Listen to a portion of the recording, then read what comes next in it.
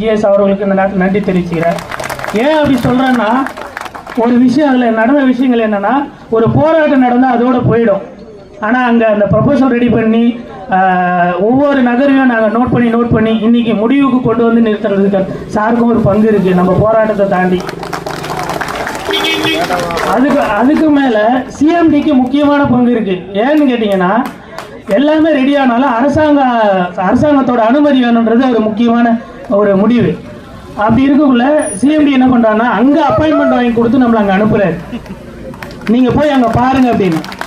கிட்டத்தட்ட 2 வாட்டி அப்பாயின்மெண்ட் வாங்கி கொடுத்தாரு. 2 வாட்டியும் போயிட்டு அங்கேயும் நம்மளுக்கு அனுமதி கிடைச்சி எல்லாம் முடிஞ்சு வர நேரத்தில் ஒரு சின்ன பிரச்சனைகளால் இது ஸ்டாப் ஆகிற சூழ்நிலைக்கு நேற்று இருந்தது. அதுக்கப்புறம் தான் கிளாஸ் 1 and 2க்கு போடுற மாதிரி நம்மளும் ஒரு போராட்டம் பண்ணலாம் சார், ஒரு கவன ஈர்ப்பு ஆர்ப்பாட்டம் பண்ணலாம் சார் அப்படின்னு. ஓகே பண்ணுவோம்பா, நல்லது தான்ப்பா, அது ஒரு கவனத்தை கொடுக்கும், நம்மளுக்கு ப்ரொபோசல் நல்லா இருக்கும்பா. ஏன்னா நேற்று வரைக்குமே ஒரு தயக்கம் இருந்தது, ப்ரொபோசலில் நம்மளோட களவுஜெயலர் மாற்றம் வருமா வராதா அப்படின்னு ரொம்ப டவுட்டாக இருந்தது, ரொம்ப டவுட்டு. ஆனால் இன்றைக்கி நம்ம நேற்று 7 மணிக்கு நான் மாநில செயற்குழு மீட்டிங் முடித்தேன். அதுக்கப்புறம் மண்டலம் சார்ந்த எல்லா மீட்டிங் நடத்தினாங்க. எல்லா இடத்துலையும் நம்ம பேசி ஆர்கனைஸ் பண்ணதுக்கப்புறம் சார்கிட்ட கூப்பிட்டு இது சம்மந்தமாக பேசியிருந்தேன். ஒவ்வொரு இடத்துலையும் நான் இதை சம்மந்தமாக கிளியராக பேசியிருக்கேன். இங்கே பொதுவில் என்னால் எதுவும் தனி மனித தாக்குதலோ தொழிற்சங்க தாக்குதலோ இருக்கக்கூடாதுன்றதுனால நான் கொஞ்சம் தெளிவாக கொஞ்சம் பேசிகிட்டு இருக்கிறேன்.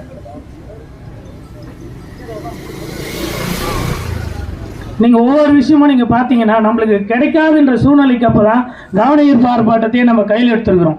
அதை நீங்கள் நல்லா புரிஞ்சுக்கணும். இன்றைக்கி நடந்த மீட்டிங்கில் கண்டிப்பாக நாளைக்கு ஈவினிங் ப்ரொபோசல் கொடுக்குறன்றது ஃபைனலாக இருக்குது. நம்மளோட கோரிக்கை அதில் வரும்ன்றதை சொல்லியிருக்காரு சார்.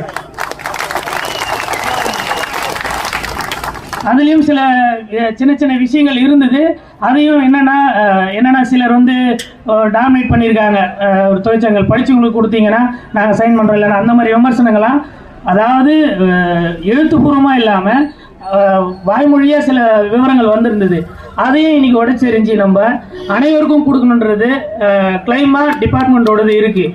நாளைக்கு ஈவினிங் வர ப்ரொபோசலில் கண்டிப்பாக அதில் உறுதியாக இருக்குன்றதை நம்ம எல்லாரும் நம்புவோம்.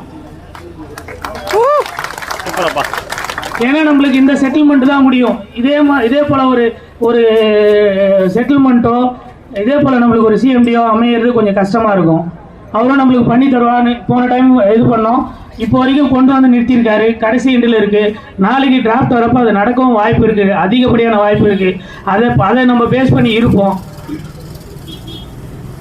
அப்புறம் இந்த நேரத்தில் என்னோட இருக்கிற மாநில நிர்வாகிக்கு நான் ரொம்ப நன்றி தெரிவிச்சுக்கிறேன்.